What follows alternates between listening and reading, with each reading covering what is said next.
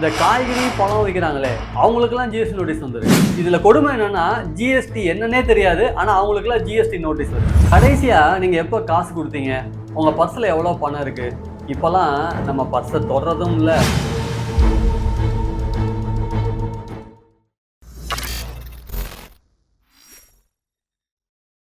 நாம என்ன பண்றோம், டீ சாப்பிட போனா கூட ஜிபே பண்றோம்.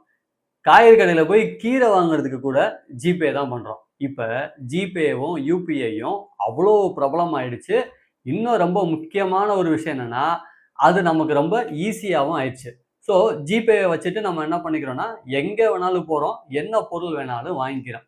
இந்த மாதிரி ஜிபேல இல்லைன்னா நம்ம அந்த கடைக்கு போகிறதையே என்ன பண்ணிடுறோம்னா நிப்பாட்டிடுறோம். சார் ஜிபே இல்லையா? ஐயோ சாரிங்க, என்கிட்ட கையில் காசு கொண்டு வரல அப்படிங்கிற லெவலுக்கு வந்துட்டோம். அப்ப இப்படி இருக்கும்போது எல்லா கடைக்காரங்களுமே GPay QR code, UPI QR code அப்படின்னு வாங்கி வைக்க ஆரம்பிச்சிட்டாங்க. ஏன்னா அவங்களுக்கு தேவை என்ன? பிசினஸ். இப்படித்தான் இந்த காய்கறி கடைக்காரங்க, பழம் விற்கிறவங்க அவங்களுமே என்ன பண்றாங்கன்னா கியூஆர் கோடு அப்படிங்கிற ஒரு டிவைஸை வாங்கி வச்சு உங்ககிட்ட பணம் வாங்க ஆரம்பிக்கிறாங்க. இதை பத்தி தான் நம்ம இன்னைக்கு இந்த வீடியோல ஃபுல்லா பார்க்க போறோம். அதுக்கு முன்னாடி ஜிஎஸ்டி இந்தியா டெய்லியை சப்ஸ்கிரைப் பண்ணிக்கோங்க. இங்க நம்ம என்ன பண்றோம்னா, ஜிபே மட்டும் கிடையாது. ஜிபே இருக்கு, ஃபோன்பே இருக்கு, பிஹெச்ஐஎம் இருக்கு. இது எல்லாமே யூபிஐ மூலமா தான் பேமெண்ட் போகுது. நம்ம என்ன பண்றோம், நம்மளோட மொபைல் நம்பரை போட்டு ஜிபேலையோ இல்லை யூபிஐலையோ ரிஜிஸ்டர் பண்ணி வச்சிரும். ஸோ அந்த ஆப்ல இருந்து நம்ம என்ன பண்றோம்னா, நம்மளோட பேங்க் அக்கௌண்ட்ல இருந்து பணத்தை இன்னொருத்தவங்க, அதாவது இப்போ நீங்க வந்து காய்கறி கடைக்கு போறீங்க அப்படின்னா, அவருடைய ஃபோன் நம்பர் அட்டாச் பண்ணக்கூடிய பேங்க் அக்கௌண்ட்டுக்கு டிரான்ஸ்ஃபர் பண்ணிடும். கியூஆர் கோடை ஸ்கேன் பண்ணோன்னே என்ன ஆகிடும்னா, அவரோட பேங்க் அக்கௌண்ட்டுக்கு அந்த பணம் ஆட்டோமேட்டிக்காக நம்ம இதில் இருந்து போய் சேர்ந்துடும். இப்படி போய் சேரக்கூடிய பணம் மோர் தென் 40 lakhs ஒரு வருஷத்துல அந்த காய்கறி கடைக்காரருக்கு போயிடுச்சு, இல்லை பழம் விற்கிறவருக்கு போயிடுச்சு அப்படின்னா, நம்ம டிபார்ட்மெண்ட் என்ன பண்ணுவாங்க, நீங்கள் யூபிஐ டிரான்சாக்ஷன்ஸ் வந்து மோர் தென் 40 lakhsக்கு மேலே பண்ணியிருக்கீங்க. அப்போ நாம ஜிஎஸ்டி ரிஜிஸ்ட்ரேஷன் எப்போ முக்கியம்? அது நமக்கு 40 lakhs ஃபார் குட்ஸாக இருந்தால், 20 lakhs ஃபார் சர்வீசஸாக இருந்தால். அப்போ இங்கே காய்கறி பழம் இதெல்லாம் வந்து குட்ஸுக்கு கீழே வருது. இந்த குட்ஸ் அப்படிங்கிறப்போ 40 lakhs நீங்கள் டேர்ன் ஓவர் ஒன்ஸ் அந்த யூபிஐ மூலமாக நீங்கள் பண்ணிட்டீங்க அப்படின்னா உடனே டிபார்ட்மெண்ட் வந்து நோட்டீஸ் அனுப்புகிறாங்க. எப்படி நோட்டீஸ் அனுப்புகிறாங்க? UPI transaction crossed the limit அப்படின்னு. அவங்களுக்கு எப்படி சார் இது கிடைக்கும்?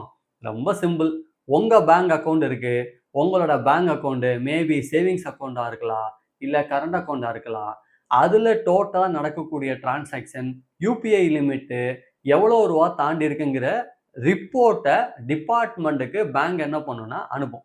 அப்போ ஒரு வருஷத்தில் நீங்கள் யூபிஐ மூலமாக எவ்வளோ டிரான்சாக்ஷன் பண்ணியிருக்கீங்க அப்படிங்கிற ரிப்போர்ட்டை டைரெக்டாக டிபார்ட்மெண்ட்டுக்கு அனுப்பும்போது, டிபார்ட்மெண்ட்டுக்கு நீங்கள் வந்து காய்கறி கடை வச்சுருக்கீங்க, இல்லை பழக்கடை வச்சுருக்கீங்க அப்படிங்கிற இன்ஃபர்மேஷன்லாம் தெரியாது. பட் யூபிஐ லிமிட்டு 40 lakhsக்கு மேலே போயிருக்கு, 20 lakhsக்கு மேலே போயிருக்குங்கிற லிமிட் அவங்களுக்கு தெரியும்.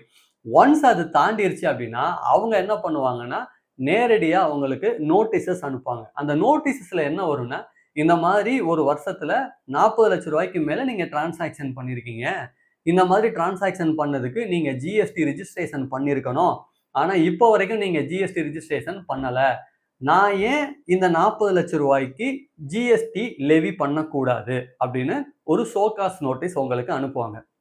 நாம் என்ன பண்ணுவோம், அதை பார்த்தோன்னே பயந்து மிரண்டு போய் என்ன வந்திருக்கு, எனக்கு போய் இப்படி வந்துருச்சே, ஐயோ இது வரைக்கும் இப்படிலாம் பண்ணதே இல்லையே அப்படிலாம் நம்ம பயப்படுவோம். ஸோ யூஸ்வலாக டிபார்ட்மெண்ட் வந்து நோட்டீஸ் வருது அப்படின்னா டைரெக்டாக பேனிக் ஆகாமல் அதுக்கு என்ன பதில் சொல்லணும் அப்படிங்கிறது, மேபி இந்த மாதிரி இருக்கிறவங்களுக்குலாம் பெருசாக ஜிஎஸ்டி பற்றி நாலேஜ் இல்லைன்னா கூட நீங்கள் உங்கள்கிட்ட நியர்பை ஜிஎஸ்டி கன்சல்டண்டோ இல்லை ப்ராக்டிஸ்னரோ அவங்கக்கிட்ட நீங்கள் கேட்டு இதுக்கு என்ன மாதிரி ரிப்ளை பண்ணணும் அப்படிங்கிறத நீங்கள் ரிப்ளை பண்ணுங்கள். இதில் என்ன ஒரு பெரிய ஒரு முக்கியமான விஷயத்த சொல்லணும் அப்படின்னா, காய்கறிக்கோ பழத்துக்கோ டாக்ஸே கிடையாது. அதாவது ஜிஎஸ்டி நில் ரேட்டட். நீங்கள் 40 லட்சத்துக்கு சேல்ஸ் பண்ணாலும் அதுக்கு ஜிஎஸ்டி வராது, 4 கோடி ரூபாய்க்கு நீங்கள் பண்ணாலும் அதுக்கு ஜிஎஸ்டி வராது. யூஸ்வலாக காய்கறியாகவே விற்றீங்கன்னா ஜிஎஸ்டி இல்லை. அப்புறம் ஏன் சார் டிபார்ட்மெண்ட் நோட்டீஸ் அனுப்புது அப்படின்னா, நீங்கள் காய்கறி தான் விற்கிறீங்களாங்கிறது அவங்களுக்கு தெரியாது, நீங்கள் பழம் தான் விற்கிறீங்களாங்கிறது அவங்களுக்கு தெரியாது. அவங்கள பொறுத்த வரைக்கும் இந்த பேங்க் அக்கௌண்ட் நம்பர்ல மோர் தென் 40 lakhs டிரான்சாக்ஷன் ஆயிடுச்சு, இந்த பேங்க் அக்கௌண்ட்ல மோர் தென் 40 lakhs கிராஸ் ஆயிடுச்சு, அப்படிதான் நோட்டீஸ் அனுப்புவாங்க. அப்போ நீங்க அதுக்கு ப்ராப்பரான ரிப்ளை நம்ம கொடுக்கணும். இந்த மாதிரி நம்ம கொடுக்காம விட்டுட்டோம்னா என்ன சார் ஆகும் அப்படின்னா, அவங்க அதை கன்ஃபார்ம் பண்ணிடுவாங்க. இப்போ 40 lakhs நீங்க அவங்களுக்கு நோட்டீஸ் வந்திருக்கு, அந்த நோட்டீஸஸ்க்கு வந்து நீங்க ப்ராப்பரான ரிப்ளை தரல அப்படின்னா, இல்ல அதை நீங்க அப்படியே விட்டுட்டீங்க, கண்டுக்காம அந்த நோட்டீஸ் அப்படியே விட்டுட்டீங்க அப்படின்னா, இம்மீடியட்டா உங்களோட பேங்க் அக்கௌண்ட்டை ஃப்ரீஸ் பண்றதுக்கு கூட டிபார்ட்மெண்ட்டுக்கு ரைட்ஸ் இருக்கு. எப்போ அது வந்து உங்களுக்கு ஃப்ரீஸ் பண்ணுவாங்க? உங்களுக்கு சஃபிஷியன்ட் டைம் குடுப்பாங்க. ஒரு நோட்டீஸ் அனுப்புவாங்க, ஷோ காஸ் நோட்டீஸு. அதுக்கப்புறமா வந்து என்ன பண்ணுவாங்கன்னா, ரிமைண்டர் அனுப்புவாங்க. திரும்ப ஒரு ரிமைண்டர் அனுப்புவாங்க. நீங்க அது வரைக்கும் எந்த விதமான ரிப்ளையே குடுக்கல அப்படின்னு வச்சுக்கோங்க. அதுக்கப்புறம் என்ன நடக்கும்னா, ஆர்டர பாஸ் பண்ணிடுவாங்க. இந்த ஆர்டர் அப்படிங்கிறது வந்து, நீங்க சோ ஃபார் 40 லட்சத்துக்கு மேல நீங்க சேல்ஸ் பண்ணியிருக்கீங்க. இதுக்கு மினிமம் 5%ஓ 10%ஓ 5%ஓ 12%ஓ வரும் அப்படின்னு அவங்க அரைவ் பண்ணி, அதுக்கு இவ்வளோ ஜிஎஸ்டி நீங்க கட்டணும்னு சொல்லி, உங்களுக்கு என்ன பண்ணிடுவாங்கன்னா, நோட்டீஸ ஆர்டரா மாத்திடுவாங்க. அப்போ எப்போ நீங்க ரிப்ளை பண்ணலையோ, அது ஆர்டரா மாறிடும். ஆர்டரா மாறி 30 நாளைக்குள்ள நீங்க பேமெண்ட் பண்ணணும். 30 நாள் அப்படின்னா, ஆர்டர் ரிசீவ் பண்ணது 30 டேஸ் வரைக்கும் உங்களுக்கு டைம் இருக்கு.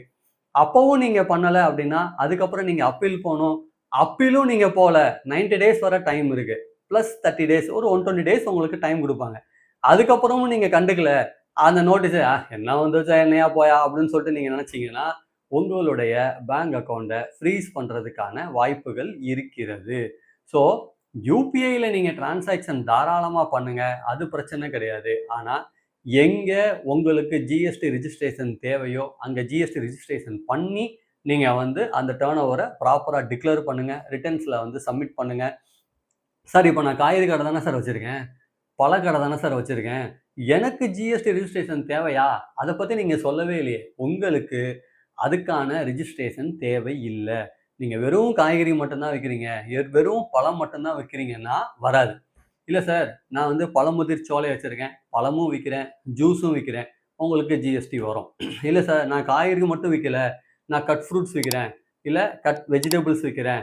இல்ல நான் வந்து கிராசரி ஷாப் வச்சிருக்கேன். அதாவது பலசர கடை வச்சிருக்கேன். அது கூட நான் வந்து காய்கறியும் சேர்த்து விக்கிறேன். உங்களுக்கும் ஜிஎஸ்டி வரும். ஸோ அப்போ உங்க டர்ன் ஓவர் வந்து 40 லேக்ஸ்க்கு மேல தாண்டிருச்சு அப்படின்னா, நீங்க கண்டிப்பாக ஜிஎஸ்டி ரிஜிஸ்ட்ரேஷன் பண்ணணும். இல்ல சார், நான் வெறும் தக்காளி மட்டும் தான் விக்கிறேன். வெறும் அரிசி மண்டி தான் விக்கிறேன். ஸோ அப்போ என்ன ஒரு பர்ட்டிகுலரா நீங்க பிசினஸ் காய்கறி மட்டும் தான் விக்கிறீங்கன்னா, அத தாண்டி நீங்க வேற எதுவுமே பண்ணல அப்படின்னா, நீங்க 10 கோடி ரூபாய் டர்ன் ஓவர் பண்ணாலும் உங்களுக்கு ஜிஎஸ்டி ரிஜிஸ்ட்ரேஷன் தேவையில்ல. நீங்க காய்கறி கூட கிராசரி ஷாப்பும் வச்சு நடத்துனீங்கன்னா, நீங்க 40 லட்ச ரூபாய்க்கு மேல போம்போது கண்டிப்பா ஜிஎஸ்டி ரிஜிஸ்ட்ரேஷன் தேவை. ஆனா காய்கறிக்கு ஜிஎஸ்டி வராது. அது எக்ஸம்ப்ட்ன்னு சொல்லி நம்ம டிக்ளேர் பண்ணோம். பட் நீங்க ஜிஎஸ்டி ரிஜிஸ்டர் பண்ணணும். அதுக்கப்புறமா ஜிஎஸ்டி ஃபைல் பண்ணணும். 2வது இந்த காய்கறி, அப்புறம் பழங்கள் நீங்க விக்கிறீங்கங்கிறத எக்ஸாம்ப்டர்ல நீங்க டிக்ளேர் பண்ணணும். ஸோ இதெல்லாம் வந்து ரொம்ப ரொம்ப இம்பார்ட்டன்ட். இந்த மாதிரி நோட்டீஸ் வந்துருச்சு அப்படின்னு பேனிக் ஆகாம, யாரோ ஒருத்தவங்க பிராக்டிஸ்னரோ இல்ல உங்களோட கன்சல்டன்ட்டோ அவங்களோட காமிச்சு அதுக்கு கண்டிப்பா ரிப்ளை பண்ண மறந்துடாதீங்க. ஸோ இந்த வீடியோ டெஃபினட்டா கண்டிப்பா உங்கள மாதிரி பிசினஸ் பண்றவங்களுக்கு யூஸ்ஃபுல்லா இருக்கும்னு நினைக்கிறேன். ஸோ இதுல வேற ஏதாவது டவுட் இருக்கு, இல்ல சார் எனக்கு இந்த மாதிரி நோட்டீஸ் வந்துருச்சு, இது என்ன பண்ணணும்னு தெரியல. ஸோ இது எப்படி வருது? எனக்கு வெறும் மெசேஜ் மட்டும் தான் வந்துச்சு. இல்லன்னா அவங்க வந்து லெட்டர வந்து ஆஃபீஸ்ல நேரடியா கடையில வந்து குடுத்துட்டு போயிட்டாங்க. இது எப்படி ரிப்ளை பண்ணணும்னு தெரியல. ஸோ ஏதாவது டவுட் இருந்தா கமெண்ட் பண்ணுங்க. டெஃபினட்டா அத பத்தி நான் சொல்றேன்.